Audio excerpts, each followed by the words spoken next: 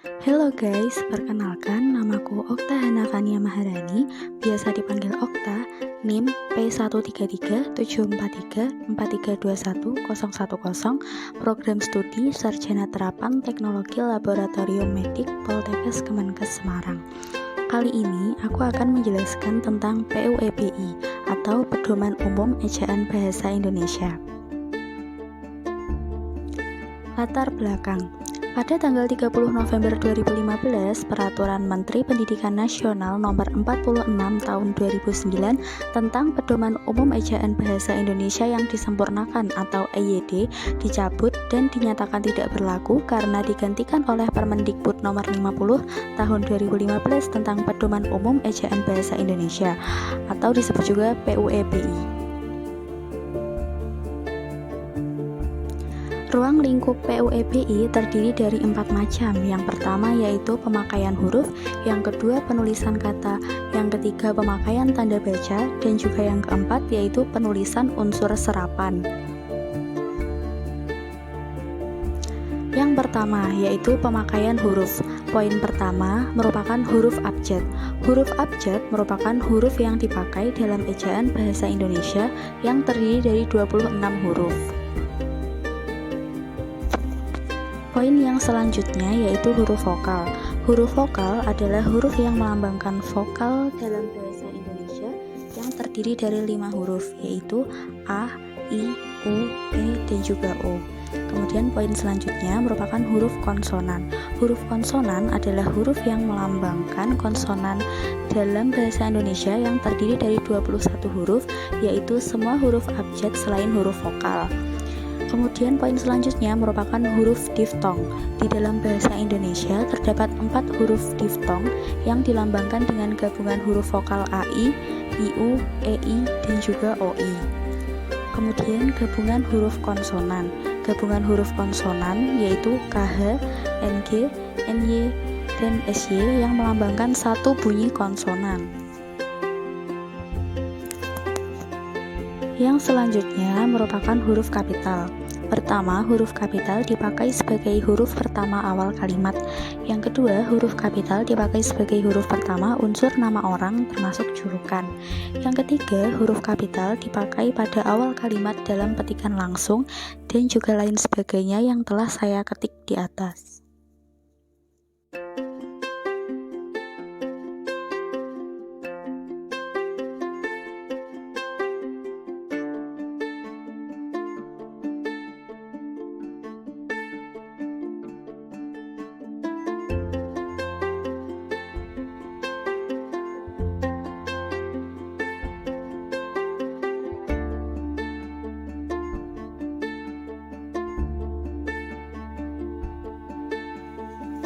Yang selanjutnya adalah huruf miring.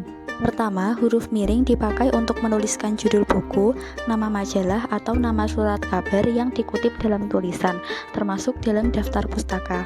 Yang kedua, huruf miring dipakai untuk menegaskan atau mengkhususkan huruf, bagian kata, atau kelompok kata dalam kalimat. Yang ketiga, huruf miring dipakai untuk menuliskan kata atau ungkapan dalam bahasa daerah atau bahasa asing. Yang selanjutnya adalah huruf tebal.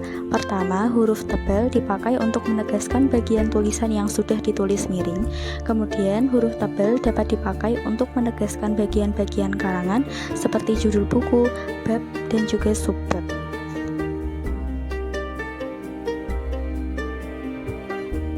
Yang kedua adalah penulisan kata. Poin pertama adalah kata dasar. Kata dasar merupakan suatu kata yang utuh dan belum mendapat imbuhan apapun. Bentukan kata lain yang lebih luas disebut kata dasar. Berbeda dengan itu, kata bentukan merupakan kata yang sudah dibentuk dari kata dasar dengan menambah imbuhan tertentu. Kata dasar ditulis sebagai satu kesatuan. Contohnya, kantor pajak penuh sesak, saya pergi ke sekolah, dan juga buku itu sangat tebal. Poin selanjutnya adalah kata berimbuhan. Kata berimbuhan atau dapat disebut dengan afiks adalah kata yang telah mengalami proses pengimbuhan atau afiksasi. Imbuhan itu tersendiri adalah bentuk terikat yang apabila ditambahkan pada kata dasar atau bentuk dasar akan mengubah makna gramatikalnya. Yang pertama, imbuhan. Awalan, sisipan, akhiran, serta gabungan awalan dan akhiran ditulis serangkai dengan bentuk dasarnya, kemudian bentuk terikat ditulis serangkai dengan kata yang mengikutinya. Poin yang selanjutnya merupakan bentuk ulang. Bentuk ulang ditulis dengan menggunakan tanda hubung strip di antara unsur-unsurnya. Misalnya, anak-anak, biri-biri, lauk pauk, berjalan-jalan, buku-buku, cumi-cumi, dan lain sebagainya. Yang selanjutnya adalah gabungan kata. Gabungan kata juga bisa dimaknai ketika suatu kata terdiri atas kata awalan dan diberi akhiran. Hampir seluruh bentuk gabungan kata diberi awalan dan juga akhiran. Beberapa penulisannya pun juga diberi tanda hubung strip agar tidak menimbulkan salah pengertian. Yang pertama, unsur gabungan kata yang lazim disebut kata majemuk, termasuk istilah khusus, ditulis terpisah. Yang kedua, gabungan kata yang dapat menimbulkan salah pengertian ditulis dengan membubuhkan tanda hubung strip di antara unsur-unsurnya. Yang ketiga, gabungan kata yang penulisannya terpisah tetap ditulis terpisah jika mendapat awalan atau akhiran. Yang keempat, gabungan kata yang mendapat awalan dan akhiran sekaligus ditulis serangkai. Yang kelima, gabungan kata yang sudah padu ditulis serangkai. Untuk yang selanjutnya adalah pemenggalan kata.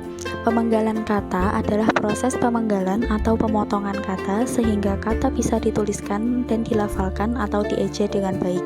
Pertama, pemenggalan kata turunan sedapat-dapatnya dilakukan di antara bentuk dasar dan unsur pembentuknya. Yang kedua, jika sebuah kata terdiri atas dua unsur atau lebih dan salah satu unsurnya itu dapat bergabung dengan unsur yang lain, pemenggalannya dilakukan di antara unsur-unsur itu.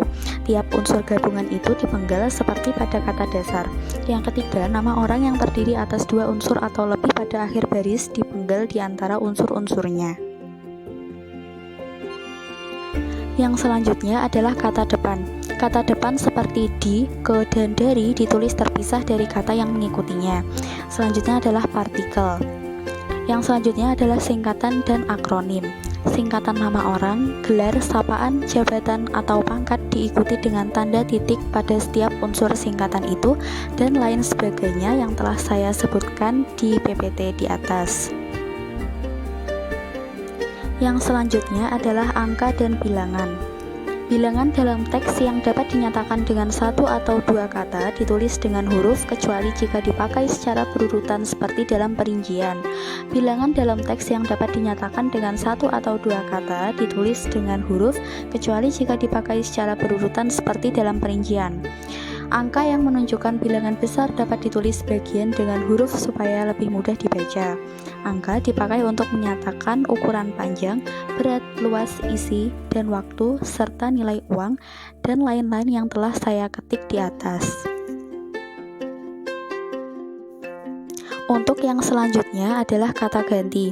Kata gantiku dan kau ditulis serangkai dengan kata yang mengikutinya, sedangkan ku, mu, dan nya ditulis serangkai dengan kata yang mendahuluinya.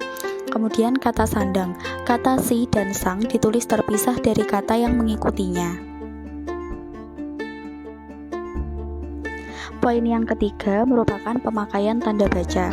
Yang pertama yaitu tanda titik. Tanda titik dipakai pada akhir kalimat pernyataan. Tanda titik dipakai di belakang angka atau huruf dalam suatu bagan, ikhtisar atau daftar. Tanda titik dipakai untuk memisahkan angka, jam, menit, dan detik yang menunjukkan waktu atau jangka waktu. Tanda titik dipakai dalam daftar pustaka di antara nama penulis, tahun, judul tulisan yang tidak berakhir dengan tanda tanya atau tanda seru, dan tempat terbit. Tanda titik dipakai untuk memisahkan bilangan ribuan atau kelipatannya yang menunjukkan jumlah.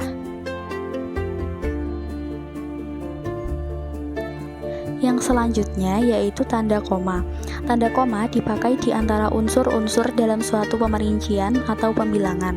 Tanda koma dipakai sebelum kata penghubung seperti tetapi, melainkan, dan sedangkan dalam kalimat majemuk setara. Tanda koma dipakai untuk memisahkan anak kalimat yang mendahului induk kalimatnya. Tanda koma dipakai di belakang kata atau ungkapan penghubung antar kalimat, seperti oleh karena itu, jadi dengan demikian, sehubungan dengan itu, dan juga meskipun demikian. Tanda koma dipakai sebelum dan atau sesudah kata seru, seperti o, ya, wah, aduh atau hai, dan kata yang dipakai sebagai sapaan, seperti bu, di, atau nak.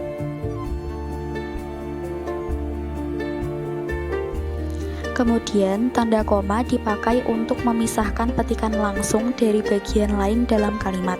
Tanda koma dipakai di antara nama dan alamat, bagian-bagian alamat, tempat dan tinggal, serta nama tempat dan wilayah atau negeri yang ditulis berurutan. Tanda koma dipakai untuk memisahkan bagian nama yang dibalik susunannya dalam daftar pustaka. Tanda koma dipakai di antara bagian-bagian dalam catatan kaki atau catatan akhir.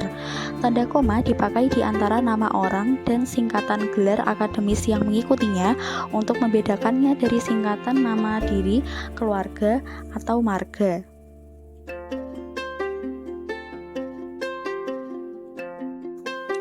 Poin yang selanjutnya yaitu tanda titik koma. Tanda titik koma dapat dipakai sebagai pengganti kata penghubung untuk memisahkan kalimat setara yang satu dari kalimat setara yang lain di dalam kalimat majemuk.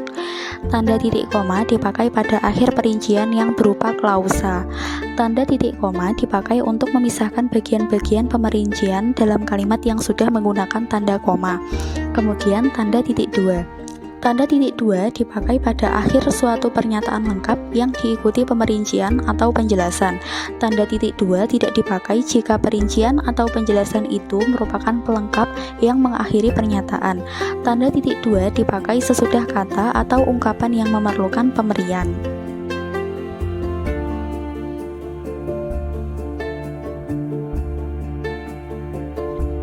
Untuk yang selanjutnya adalah tanda hubung. Tanda hubung dipakai untuk menandai bagian kata yang terpenggal oleh pergantian baris. Tanda hubung dipakai untuk menyambung unsur kata ulang. Tanda hubung dipakai untuk menyambung tanggal, bulan, dan juga tahun yang dinyatakan dengan angka atau menyambung huruf dalam kata yang dieja satu persatu. Tanda hubung dapat dipakai untuk memperjelas hubungan bagian kata ataupun ungkapan.